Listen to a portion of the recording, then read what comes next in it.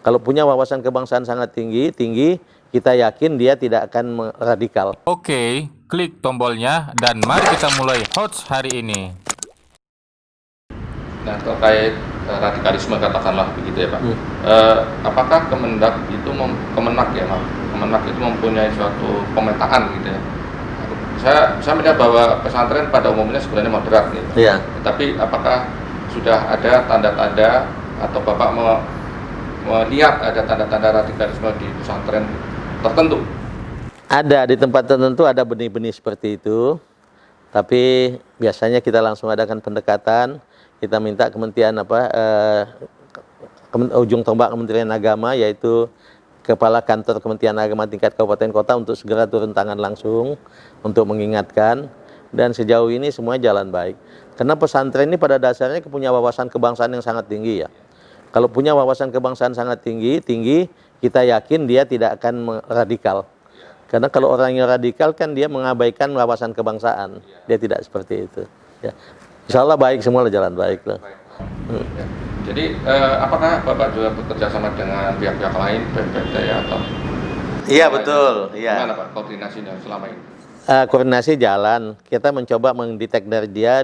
Kadang-kadang mereka memberikan informasi kalau ada indikasi-indikasi yang agak miring sedikit, dia informasi.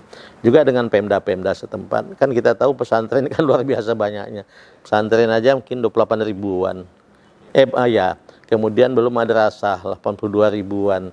Jadi kita semua sama-sama saling memberikan masukan, saling berusaha membantu satu sama lain bagaimana membangun bangsa ini supaya betul-betul semakin utuh, semakin kokoh dan kuat begitu. Bapak sendiri melihat peran pesantren di dalam pendidikan kita dan dalam pembangunan pendidikan kita sepertinya semakin meningkat. Semakin meningkat, makin luar biasa sekali.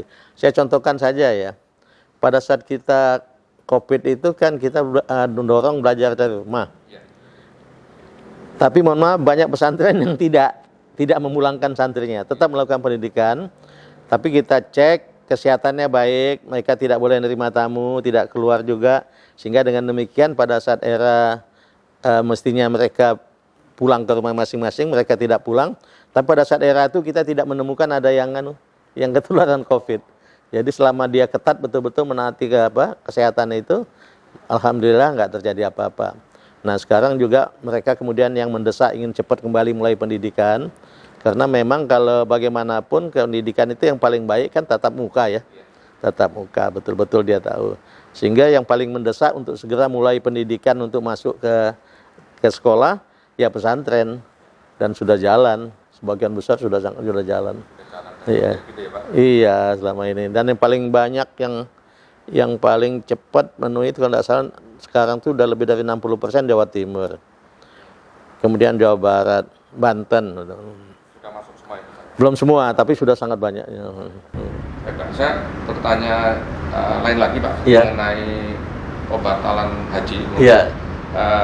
Sebenarnya sudah banyak informasi dari Bapak tentang hal ini, tapi mungkin bisa diulangi lagi mengenai alasan, kemudian apa yang harus dimaknai oleh masyarakat tentang pembatalan ini.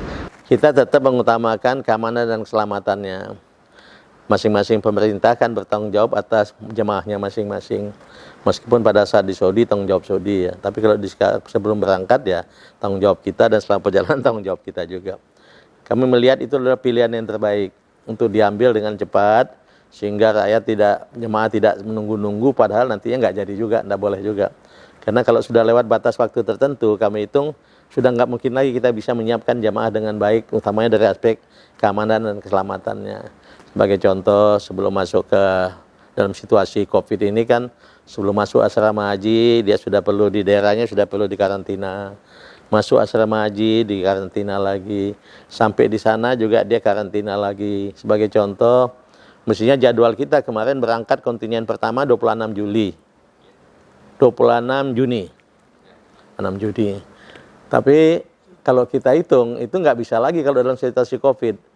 Mungkin mesti mundur 2 minggu sebelumnya. Karena kan nanti di Saudi kan mesti karantina lagi dulu. 2 minggu belakang lagi, dia juga butuh karantina lagi, di karantina dulu di asrama haji. Sehingga kami hitung, kalau istilah di tentara itu backward planningnya, tidak mungkin lagi kita siapkan dengan baik. Kalau kita paksakan, ya merugikan keamanan dan keselamatan jemaah itu.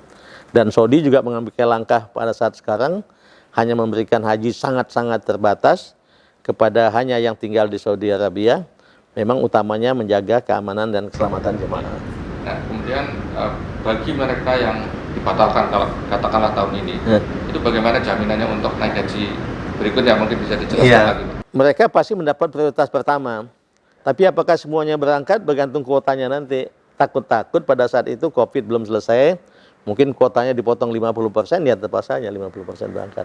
Tapi pada saat ya Dubes Saudi datang ke sini, pada saat telah dia menyatakan bahwa hanya memberikan kesempatan kepada yang tinggal di Saudi, mereka datang, Dubes Saudi menyampaikan penghargaan kepada pemerintah Indonesia, karena pemerintah Indonesia yang pertama kali merespon dengan baik. Saya titip juga kalau bisa kalau tahun depan ya ada tambahan kuota lah untuk Indonesia. Dia bilang ya akan kita usahakan, tapi dalam hati kita pikirkan ya COVID-nya aja belum tentu aman, bagaimana mau tambah kuota. Tapi paling enggak kita sudah minta, dan dia juga mengatakan ya kalau memang nanti buka kami akan usahakan untuk mendapat tambahan kuota. Jadi minta berapa, Pak? Minta berapa kuotanya untuk tahun depan? Kalau minta tambah-tambah kan kena, kebetulan mohon maaf saya udah 2 kali naik haji ya, udah paham sekali. Mau ditambah di Mina gimana ya itu menurut saya, sesaknya bagaimana gitu ya. Tapi paling enggak saya bilang ya tambah dengan peti yang lalu lah, tambah 10.000 paling sedikit lah gitu ya. Kalau itu sudah bisa sedikit membantu gitu ya. Tapi kalau kita minta tambah banyak ya kita paham ya nggak mungkin lah gitu ya. Nah, seandainya dibatasi misalnya gitu ya, Pak. Pengaturan dari pemberangkatan haji di Indonesia sendiri sudah diantisipasi, Pak? Ya, nanti kami hitung ulang lagi bagaimana kalau dipotong sekian persen, bagaimana atau sekian persen. Karena kita usahakan betul-betul berlaku adil lah, ya. Jadi meskipun itu satu paket, satu kelompok itu semua satu kuota, katakan 200, yang lalu 210 ya, 220.000 ya. Jadi kalau misalnya mendapatnya hanya setengahnya, di mana motongnya? Nggak boleh sembarangan motong. Jangan sampai kita potong ternyata yang lebih belakang mendaftar malah berangkat. Jadi betul-betul harus kita hitung kembali dengan cermat. Tapi nanti dalam waktu dekat, karena masih panjang juga waktunya ya, pasti akan kami lakukan itu. Buat beberapa alternatif sehingga bisa pada saatnya sudah langsung bisa kita mainkan. Ya, kami juga mendengar mengenai keluhan dari perusahaan travel ya, Pak. Iya. Itu pendekatan dari pemerintah untuk mengatasi masalah ini, Pak. Ya. Nanti saya adakan pertemuan dalam minggu ini. Tapi niatnya Dirjen saya bagus. Karena pengalaman yang lalu Pak, sampai ada jemaah yang dirugikan, jadi saya membuat aturan supaya betul-betul jemaah sampai jangan dirugikan masalah ini. Tapi bagaimanapun juga mungkin kita melihat juga kepentingan mereka ya, travelnya ya. Karena bagaimanapun mereka kan butuh biaya awal untuk melakukan langkah-langkah persiapan. Kalau kita keep semua nggak ada biaya awal sama sekali, nggak ada ke dia mau persiapannya gimana, Bung? Tapi mereka, saya ajak dialog sangat-sangat ya senang gitu dan sangat dapat memahami, Pak. Apa yang dilakukan Kementerian Agama kami dapat pahami, Pak. Kami tidak menentang itu. Tapi gimana lah supaya kami juga bisa jalan. Oke lah saya bilang kita duduk sama-sama lah ya, Pak.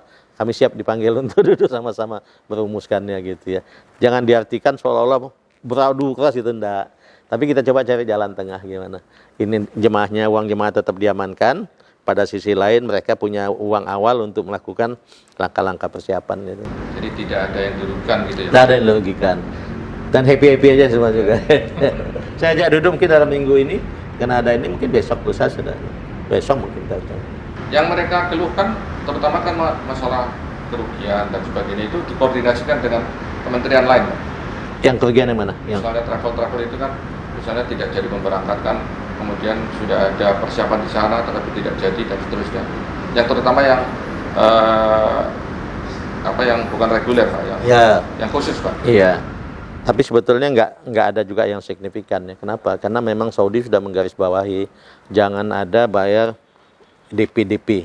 Pokoknya deal boleh, sepakatan boleh, tapi jangan ada DP. Jadi kalau ada pun itu lebih banyak kepada petugas-petugasnya yang ke sana gitu ya. Mungkin nggak terlalu besar. Saya kira itu mereka anggap ya sebuah force majeure lah, bisa dipahami bersama. Tapi kita pahami juga mereka juga paham tentang situasi yang kita hadapi bersama. Mungkin yang terakhir ini, Pak, mengenai sekarang kan Indonesia sedang menghadapi katakanlah masalah COVID-19, kemudian ekonomi kita juga turun gitu ya Pak. Bagaimana pesan Bapak ya sebagai Menteri Agama kepada ulama barangkali untuk menenangkan umatnya dan mendorong supaya tetap produktif dan kita terbebas dari masalah yang kita hadapi sekarang. Iya. Selama ini terang aja pimpinan-pimpinan umat sangat banyak membantu. Tokoh-tokoh agama, pimpinan-pimpinan norma sangat banyak membantu kita dengan memberikan pencerahan dari aspek pendekatan agama. Dan kita harapkan ke depan tetap dilakukan itu, karena sebetulnya apa yang ide pemerintah ya sama dengan ide kita semua lah. Bagaimana supaya ekonomi mulai bisa bangkit pelan-pelan, tapi COVID tetap bisa kita kendalikan ya. Dan peran ulama sangat-sangat kita harapkan. Yang lalu juga pada saat kita melakukan, misalnya sekarang lah, kita mengadakan penyesuaian dengan adaptasi dengan kebiasaan baru, masalah memelihara kebersihan, cuci tangan dan sebagainya. Ya ulama juga memberikan penjelasan dari aspek agama. Misalnya di Islam mengajarkan bahwa kebersihan itu kan bagian dari iman, misalnya. Kemudian masalah membatasi jangan datang ke tempat yang sedang ada COVID, atau di tempat kita ada COVID kita jangan kemana-mana. Hadisnya juga ada. Pendekatan ulama sangat baik sekali sehingga mendukung kita semua. Harapan saya ke depan ini dilanjutkan saja. Karena misi pemerintah dan misi ulama kan sama. Bagaimana membangun bangsa ini dengan baik, bagaimana membuat semua kegiatan bisa jalan termasuk kegiatan ibadah, tapi kita aman COVID. Baik, terima kasih sekali atas kesempatan setelah wawancara dengan Bapak. Baik, terima kasih. Saya juga senang sekali mendapat kesempatan ini ya. Salam hormat buat semua pemirsa. Assalamualaikum warahmatullahi wabarakatuh. Waalaikumsalam warahmatullahi wabarakatuh. Terima kasih ya. Oke, jangan lupa klik tombolnya dan sampai jumpa lagi di hots berikutnya.